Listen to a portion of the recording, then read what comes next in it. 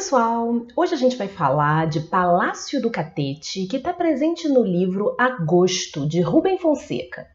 Então se acomode aí e venha comigo!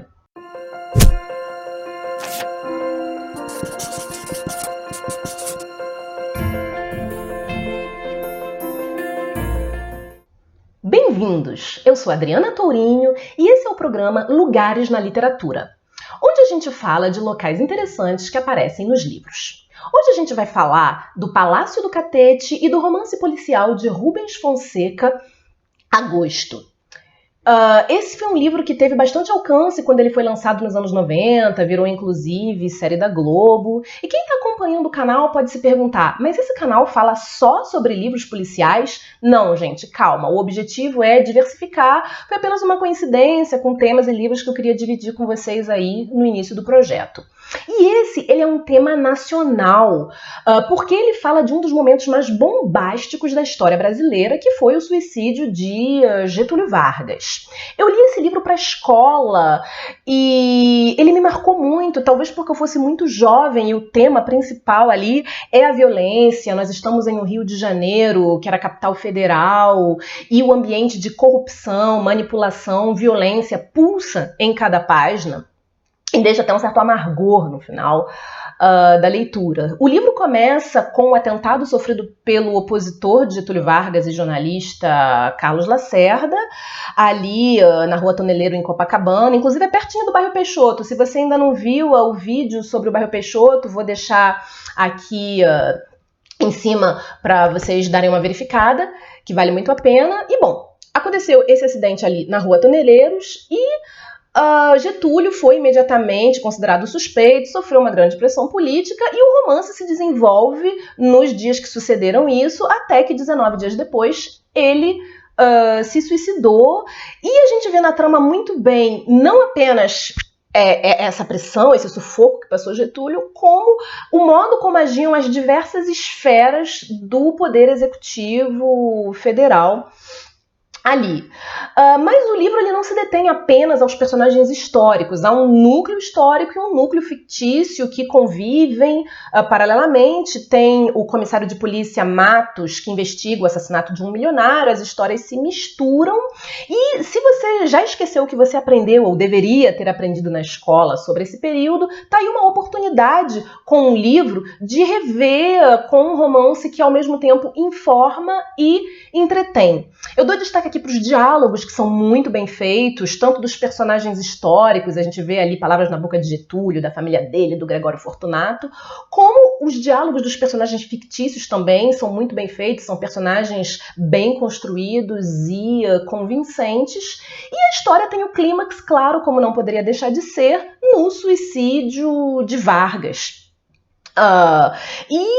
Que aconteceu ali no Palácio do Catete, que não foi um palácio construído para ser palácio presidencial, como é o caso do que a gente tem em Brasília. Na realidade, ele pertencia ao Barão de Nova Friburgo, que quando recebeu de Dom Pedro II o título de barão, resolveu se instalar na corte e construiu esse palácio luxuosíssimo, um dos mais luxuosos da época, em estilo eclético, com influência neoclássica, um primor. E ele levou tanto tempo para construir o raio do palácio que, antes de morrer, ele morou lá mais ou menos o mesmo tempo que ele levou para construí-lo.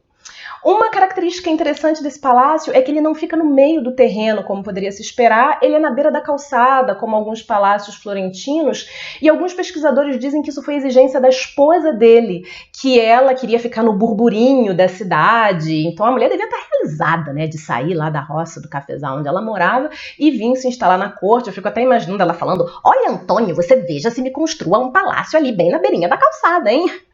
Bom, anedotas à parte, é um palácio realmente muito particular, porque ele não fica isolado. Até hoje, quando a gente passa ali na esquina da Silveira Martins com o Palácio do Catete, a gente pode tocar nas paredes desse palácio. E não foi à toa que ele foi escolhido para ser o palácio presidencial, porque essa construção realmente é belíssima, chama atenção. A gente tem ali um primeiro andar um pouco mais escuro em pedra, em granito, e os andares superiores, os andares nobres, em mármore róseo, com as águias de bronze que marcaram muito o palácio no topo. E quando se tornou Palácio Presidencial, se tornou o centro do Poder Executivo e várias decisões importantíssimas para o país foram tomadas lá, como, por exemplo, a participação do Brasil nas 2 guerras mundiais, entre outros. Mas o que mais marcou realmente o Palácio foi o suicídio de Vargas e essa pressão irrespirável que a gente sente muito bem no livro. Quando a capital foi para Brasília nos anos 60, então a presidente Juscelino Kubitschek, ele transformou o antigo palácio em Museu da República, a condição que ele tem até hoje, e é um palácio muito bem conservado, que não sofreu descaracterização como muitos outros prédios, como o nosso Museu Nacional, que infelizmente pegou fogo. Tá tudo lá, a escadaria maravilhosa, imponente, o piso, as ilustrações, as pinturas, o mobiliário. Gente, tem que ir lá ver. Se você ainda não foi, vá, porque vale muito a pena. E o ponto alto da visita é o quarto onde Getúlio se matou. Eles construíram muito bem um ambiente um pouco sombrio, onde a gente vê a carta-testamento, a arma do crime, até o pijama com um buraquinho de bala que matou o presidente. A gente pode ver na exposição. E além do museu, que é imperdível, ainda tem toda a área dos jardins, que é maravilhosa. É uma área que pega todo o quarteirão ali entre a Praia do Flamengo e a Rua do Catete. Antigamente tinha até um embarcadouro exclusivo da presidência, que foi destruído na época da construção do aterro, mas o jardim está lá com palmeiras que ainda datam de antes da chegada do Barão, e tem uma bela vegetação, os bancos, as luminárias, uma gruta, laguinhos, e vale muito a pena, um ambiente muito lindo, e tem uma preocupação na organização ali do Museu da República de fazer com que a população participe desse ambiente. Eles fizeram um parquinho infantil, tem um café, um bistrô, um cinema, e sempre tem algum evento cultural. Eu já assisti show de jazz gratuito ali nos jardins, tem sempre alguma coisa rolando. Então, se você tem a intenção de ler o livro, eu aconselho que você primeiro leia o livro e depois vá fazer a visita. Primeiro porque quebra um pouco do climão que a gente fica depois de ler o livro, e segundo porque você vai curtir melhor os detalhes que você leu no livro ao fazer a visita. Se você conhece o Museu da República, deixa aqui nos comentários a sua impressão, qual é a sua parte favorita.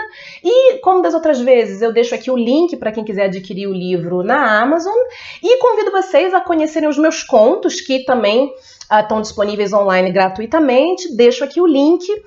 E se você às vezes não tem tempo de ler um livro, mas quer uma história divertida sobre o Rio de Janeiro, vai lá conferir. Nos vemos então no próximo episódio, onde a gente vai falar de Barra da Tijuca, com o romance de formação de Miguel de Castilho. É o primeiro romance do autor, chamado Cancún. A gente se vê lá. Tchau, tchau!